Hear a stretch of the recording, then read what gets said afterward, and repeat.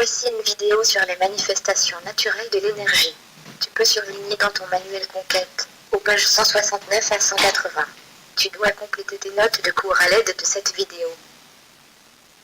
L'énergie est la capacité de la matière à changer d'état ou d'effectuer un travail.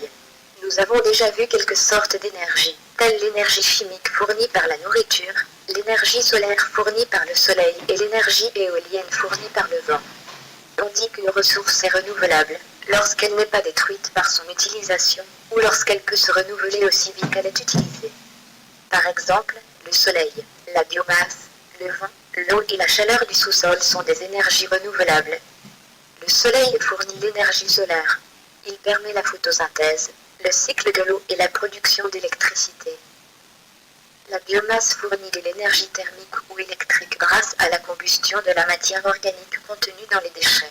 Elle permet de chauffer les habitations et d'alimenter des moteurs, entre autres.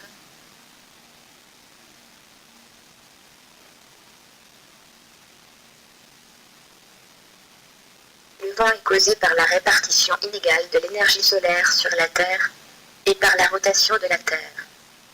Il est utilisé pour faire de l'électricité, des loisirs, du transport et pour sécher le linge. Le vent est le résultat du mouvement de convection de l'air chaud qui monte et de l'air froid qui descend.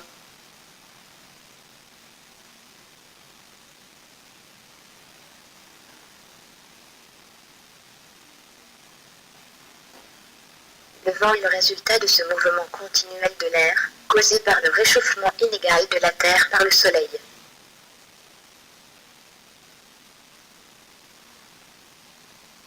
Le mouvement de l'eau fournit différentes sortes d'énergie, hydraulique, marémotrice, hydroélectrique. Cette énergie fournit de l'électricité et permet certains loisirs. Dans le sous-sol, l'énergie géothermique provient du manteau de la Terre, réchauffé par le magma, qui transmet de la chaleur à l'eau et au sous-sol. Cela permet le chauffage, la production d'électricité et la baignade. L'énergie non renouvelable, elle, consiste en une ressource détruite par son utilisation, ou qui ne peut pas se renouveler aussi vite qu'elle est utilisée.